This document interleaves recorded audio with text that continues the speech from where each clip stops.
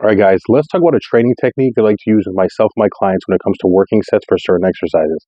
I call it descending weight, descending reps. So the first thing to remember is the heavier weight that you use, the more muscle fibers have to be involved, which also includes stabilizer muscles, which in turn makes it more difficult to connect with certain muscles or muscle groups.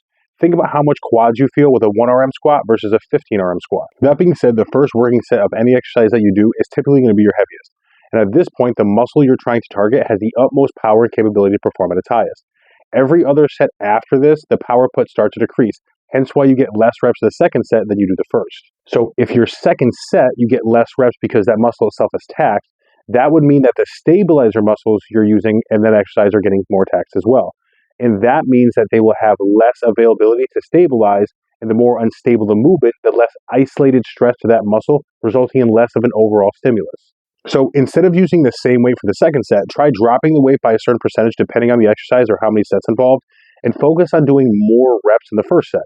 For example, if you do a dumbbell chest press with 100-pound dumbbells for 10 reps, and the second set you only get 7 to 9, instead, after your first set for 10, try dropping down to the 70s and go for 10 to 12. In my experience, and the experience of the clients I've done this with, the connection with the muscle with the following sets are much more pronounced than if you were to keep the weight for the same as the first set. Now, these aren't drop sets. You're not immediately going to the next set.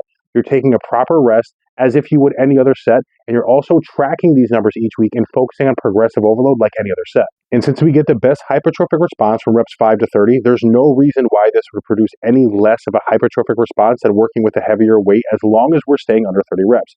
It just allows for a better connection with the intended muscle since the load itself has been decreased. Now, depending on how many sets you have, you can use this technique with each set, but it's not something you have to do every set.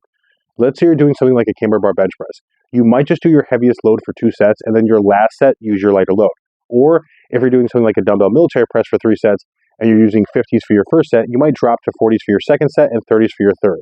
I'm a big fan of doing this with a dumbbell military press because of how much stabilization is involved being an overhead vertical pressing exercise. So every set following the first really takes a hit, and by lowering the weight, my shoulders can focus more on the connection with the muscle versus focusing so much on stabilization. Either way you do it, I encourage you to try it and see if it improves your set stimulus quality.